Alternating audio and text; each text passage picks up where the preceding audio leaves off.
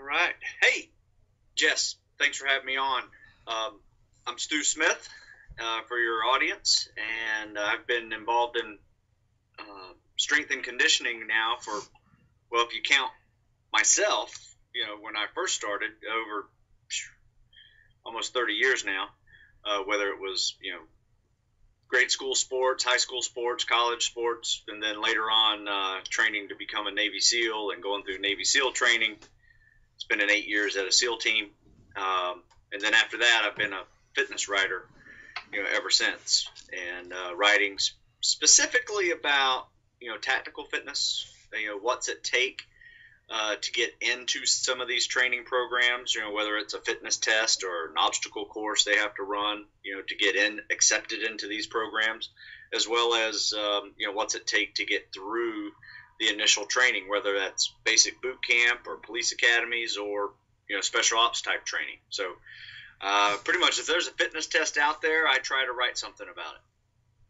Yeah, and as both of us all know, most of the fitness tests that we have to go through in the military are pretty much a joke for the most part, except for your they own. Are a joke. But you know what? It's amazing, and I know we're going to talk a little bit about this, but it is a hard event for many people. I'd say probably 50% of the people have a hard time even reaching the minimum standards on a basic fitness test. It's true. So, yeah, what we regard as easy is sometimes not so easy to the average person. So, but a lot of your programs on your website have helped a lot of others. I've always, I was normally the go-to guy for PT in my unit, and I was like, if I didn't have time, I was like, you know what? Go to Stu's website. Here's the link. He's got tons of free stuff on there that'll help you excel at the PT test or whatever you're doing. So that was a useful tool. So great. Well, thank you. So overall, what's your general philosophy on training? Like, how do you, go through preparing tactical programs for athletes, and what do you think are some of the considerations for those sort of tactical programming? Right. Well, you know what? I always do some form of an assessment.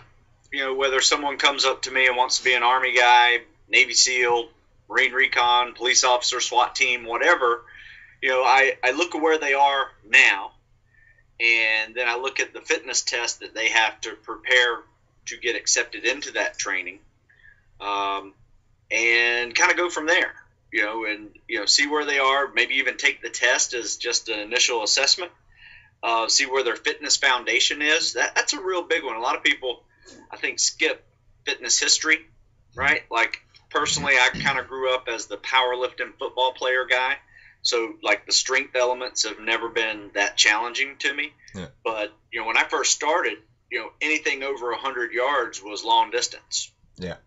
That's a mile and a half run was a long distance run for me. Yeah.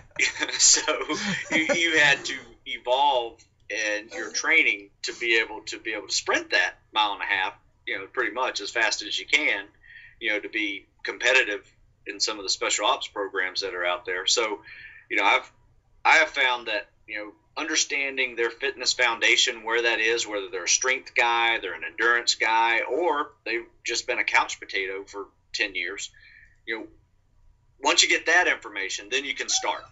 And from there, it's a nice, pretty linear process, I think. Yeah. Yeah, agreed. So, and then that's something that we do a lot with our athletes that come into our facility here at Hostile Conditioning. We have an adults fitness assessment, and we've also developed a youth fitness assessment that we're using on our younger athletes, just to try to see where they're at, see how they move, how much training they've had previously, and then try to figure out what issues they have so that we can help them in the best way possible, or figure out which areas they're really weak on. Like you said, like for you, coming from more of a powerlifting and football background, not being able to run 1.5 miles, that's a pretty big issue if you're going to go into the special ops world, for sure. Oh, absolutely. I mean, it takes 6 months to a year, to transition yourself out of that. And you have to be pretty dedicated to that too. I mean, you got to drop the weights because you really don't need to deadlift and squat heavy weights anymore while you're, trying to drop your run times down. So it was a hard transition to get out of the weight room and realize that, hey, I can actually keep my muscle mass where I want it, and maybe trim down a little bit, burn a little bit of the bulk off, and run faster. Yeah. And it works, with some time, but it takes time. Unfortunately, a lot of people say, hey, I have 6 weeks before, I'm going to boot camp. What should I do? I'm like, you should have given me 6 months. I might have been able to give you a better answer. Yeah, that's true. So, well, let's talk about the base level of fitness in the military. I mean, my background, I was at Fort Drum for a period of time, and then with 59th Chem, and I was always interested in fitness though, and so I always tried to help out whenever we had like fitness events, and we started the program is called the MAW, Mountain Athlete Warrior. It's similar to the RAW course that had been conducted for the Ranger program, and that is just kind of taken off there at Fort Drum, and we actually had a really nice facility, set of it somewhat of a type of CrossFit type of facility, but I mean, I hate to label it as that, but I mean, that's what the majority of the population would view it as. Right. Just more of our terms in fitness for things nowadays are just weird. Oh, absolutely. We would call it just like, learning how to train, and most people would call it like more functional fitness or CrossFit type fitness. So. Or boot camp classes. That drives me crazy, by the way. Yeah. But that's what people know, right? It's like boot camp. Okay, so I'm thinking push-ups, flutter kicks, sit-ups, and maybe some runs in there. Right. But anyway, that has kind of taken over at Fort Drum, and do you see how military fitness is evolving on your end as far as getting away from the old standards of for the Army it was the push-up, sit-up, and the 2-mile run, and I'm sure the SEALs have obviously way more stringent ability requirements that they have to meet, but that's an interesting question because when I was in, we had a test very similar to the test that we used to get into SEAL training, which is a 500-yard swim, pull-ups, push-ups, sit-ups, and a 1.5-mile run. Well, when we went to the teams, it was very similar, but it just got harder. So it was an 800-meter swim and a 3-mile run, pull-up, push-up, sit-ups.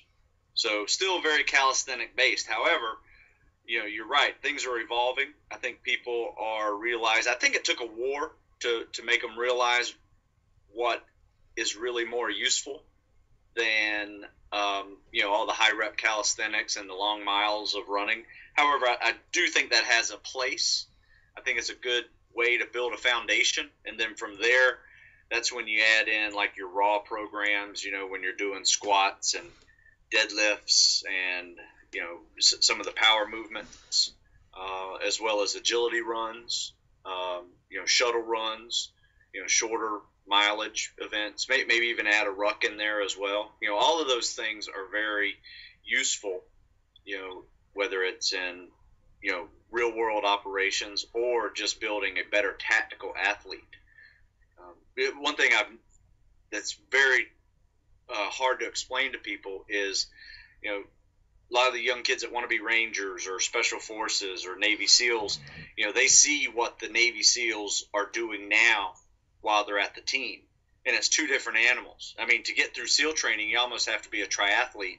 Lots of running, lots of swimming, long miles of both, as well as high repetition calisthenics, those type of, muscle stamina requirements. Whereas once you're in the team, you still need to have that foundation, but it's a lot different. You're going to focus more on speed, agility, strength, explosive power, for real short, explosive events that can happen, in a combat setting.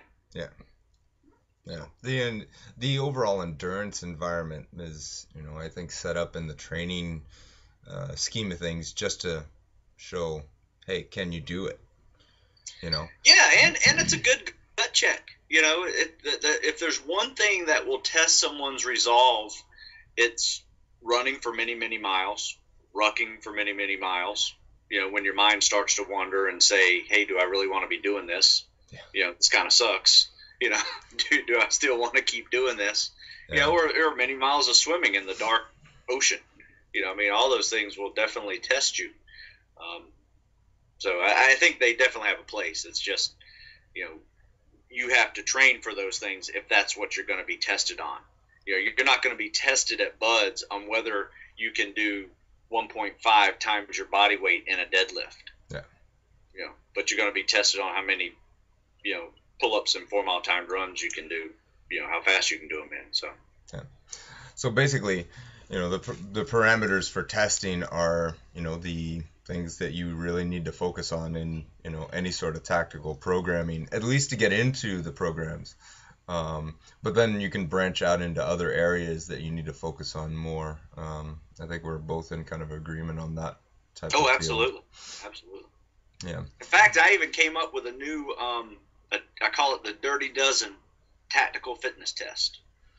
And this is just my baby.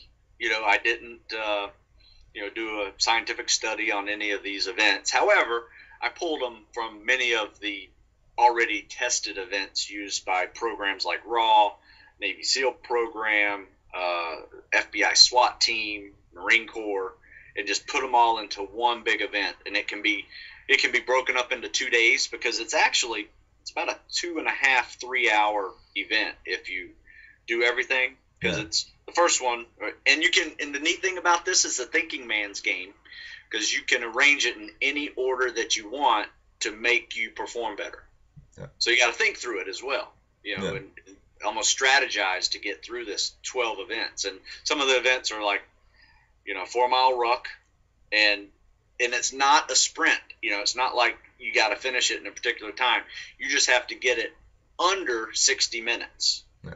So you don't get any extra points for getting in 45 minutes. So just pace yourself out. It really just is more to test your ability to pace that and maintain it all day long if you needed to. Yeah, steady state. Other one's a 3 mile run. And, the passing parameters are really easy. All you have to do is just finish a 3 mile run without stopping. However, you don't get any extra points if you don't finish within like 18 to 23 minutes. So you get extra points for running faster on that one. A 1/4 mile run, I got a 300-yard shuttle, the Illinois agility test, body weight bench press, 25-pound pull-ups, 1.5 deadlift, and a swim, 500-yard swim. And you get points for just being able to swim, because on the test it says, can you swim? Yeah. Right? If you can swim and you can answer yes, you get 5 points just for being able to swim. Because if you can swim, or let's say if you can't swim, you are potentially ineffective on 75% of this globe. That's a good point. Yeah. So, can you swim? Yes. Check. Now, can you swim 500 yards in this period of time? Probably not. You get extra points, right? Yeah. And the other one and the last two are really important because they're very tactically involved. Whether you're a survivalist or police, military, law enforcement, firefighter, is can you dive down to the bottom of the pool, 8 feet, grab an unconscious person and swim them back 25 yards to the shallow end. So it's a 25-yard buddy tow test, and then the other one is a 100-yard fireman carry. Can you grab a guy equal weight, take him 100 yards, and set him down? So that's I call it the Dirty Dozen tactical fitness test. Just came out with it. I've been working on it for about a year. Probably had about 20 different exercises I was testing out and trying to figure out what I wanted to do with them, and came up with those Dirty Dozen. Well, and the way you've got that set up is fantastic.